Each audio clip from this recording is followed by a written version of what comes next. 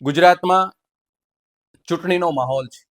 સ્થાનિક સ્વરાજ્યની ચૂંટણી, તાલુકા પંચાયત, જિલ્લા પંચાયત, નગરપાલિકા, મહાનગરપાલિકાની ચૂંટણી સંપન્ન થવા જઈ રહી છે. છાપું વાંચીએ છીએ સવારમાં તો સમાચાર મળે છે કે ભાજપાએ લગભગ 300 જેટલા ઉમેદવારોને બિનહરીફ કરાવ્યા. આ એનો ગર્વ, એનો આનંદ કમલમમાં ઉજવાઈ રહ્યો છે. બીજી બાજુ જનતા છે.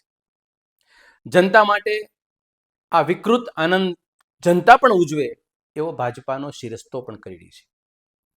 ગુજરાતની જનતાને હું સ્વસ્થ કરવા માંગુ છું કે ભાજપાની લડાઈ એ તમારી લડાઈ નથી, કોંગ્રેસની લડાઈ એ તમારી લડાઈ નથી, કોઈ પણ રાજકીય પક્ષની લડાઈ એ તમારી લડાઈ નથી.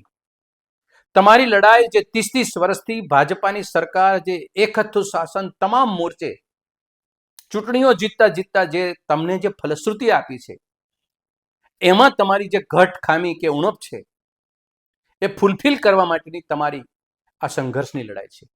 એમાં તમને 5 વર્ષે એક અવકાશ આપ્યો છે કે આપણે યોગ્ય પક્ષ અને યોગ્ય ઉમેદવારને પસંદ કરવો. ભાજપા પોતાના 300 ઉમેદવારને બિનહરીફ કરાવી દે એ આનંદ એનો છે, એ જનતાનો આનંદ નથી. એ જનતા માટે તો લોકશાહીનું નિકંદન નીકળી રહ્યું એ છે. એ દુઃખદ ઘટના છે જનતા માટે. વિશ્વાસ અને ભરોસો પોતાની વાતમાં નથી, વિશ્વાસ અને ભરોસો પોતાના વહીવટમાં નથી, વિશ્વાસ અને ભરોસો પોતે કરેલા 30 વર્ષના વિકાસમાં નથી, વિશ્વાસ અને ભરોસો પોતાના વિશ્વગુરુમાં નથી. ત્યારે એને શું કરવું પડે એ બધું એ ભાજપા કરી રહી છે. તંત્રને ખોટી રીતે કામે લગાવે, પોલીસનો બેફામ ઉપયોગ કરે, ઇલેક્શન કમિશનને કયાગરૂ કરે અને ભાજપાના લુખ્ખા પાળી પોષીને જે મોટા કર્યા છે એને ભયભીત વાતાવરણ ઊભું કરી લોકો ચૂંટણીથી નારાજ થઈ અને દૂર જાય, મતદાનથી વંચિત રહે અને અંતે ભયથી, લોભ લાલચ બધા પ્રકારના અંજામથી જે છે એને ચાલવા દો ને.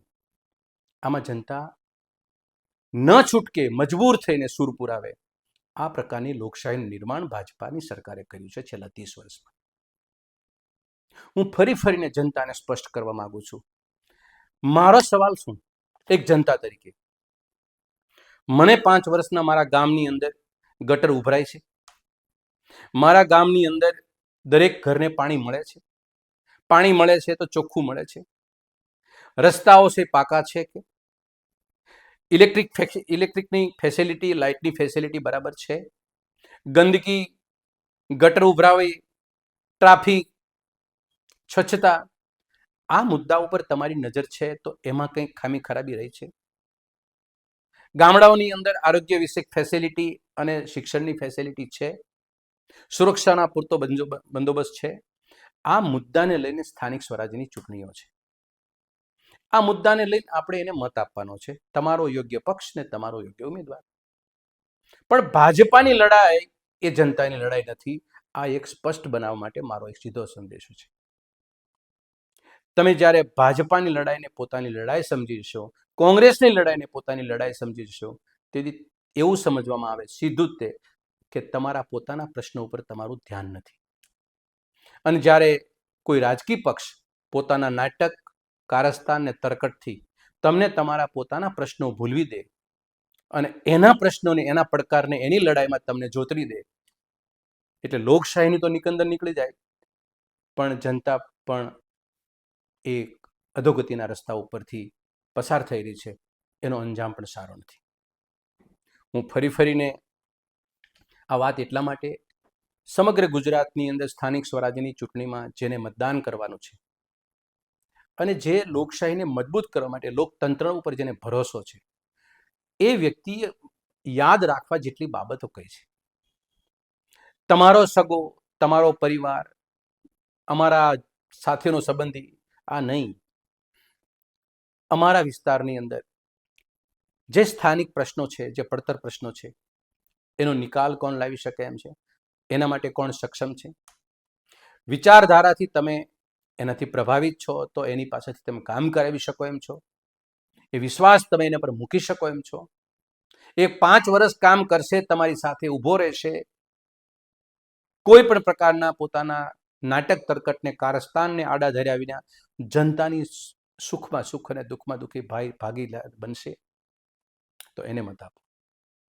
પણ ભાજપા 300 ઉમેદવારને બિનહરીફ કરાવી દે અને એનો આનંદ થઈ જાય અને એ આનંદમાં તમારો આનંદ જ્યારે જોડાઈ જશે ત્યારે સમજવાનું કે આપણા મૂળભૂત પ્રશ્નથી આપણે ખૂબ દૂર જતા રહ્યા છીએ અને આપણને કોઈ નહીં બચાવી શકે. લોકતંત્રને બચાવવા માટે માત્ર ને માત્ર રાજકીય પક્ષોની જે લડાઈ છે એના એજન્ડા છે એ આપણા એજન્ડા નથી. જનતાના એજન્ડા માત્ર એની સુખાકારી, સુરક્ષા, રોજગાર અને એને લઈને પ્રશ્નો જે ઉપસ્થિત થયા છે એ પ્રશ્નનું સમાધાન કોઈ આપે અને એ સમાધાન માટે આપણે લડવું, એના માટે આપણે સંઘર્ષ કરવો, એ આપણા પ્રશ્નો છે. આપણા પ્રશ્નો આપણી પાસે છે, રાજકીય પક્ષોના પ્રશ્નો એમની પાસે છે. નિષ્પક્ષપણે મારી વાત છે, તમને સારો લાગ્યો 30 વર્ષ તો એને આપ્યા સમય આપણે, અને 30 વર્ષની અંદર તમને પરિણામ શું આપ્યું? ગામડાની શાળા છીનવાઈ ગઈ, ગામડાનું દવાખાનું છીનવાઈ ગયું. તમારે ત્યાં ગામડામાંથી નીકળીને બહાર શહેરમાં આવો તો શહેરમાં ટ્રાફિકનો સમસ્યા, પ્રદૂષણનો સમસ્યા, ગંદકીની સમસ્યા, મોટા વેરા, કઈ જગ્યાએ તમને સમાધાન આપ્યું? છતાંય આપણે ભરોસો, કારણ કે આપણે એના લડાઈ, એના એજન્ડામાં આપણે એજન્ડા માની બેઠા છીએ. એમાંથી આપણે કનેક્ટથી દૂર થવું પડશે. મારી લડાઈ એ મારી સુખાકારીની, મારા પરિવારની, મારા બાળકોના ભવિષ્યની લડાઈ છે. અમારા સમાજની કે અમારા રાષ્ટ્રની ભવિષ્યની લડાઈ છે. તમારા રાજકીય પક્ષોની લડાઈ એ અમારી લડાઈ નથી. આટલી સ્પષ્ટતા સાથે આવનારા સમયમાં મતદાન કરવા માટે મારી નમ્ર વિનંતી છે. આપનો ખૂબ ખૂબ આભાર, ધન્યવાદ. જય હિન્દ, જય વિજય.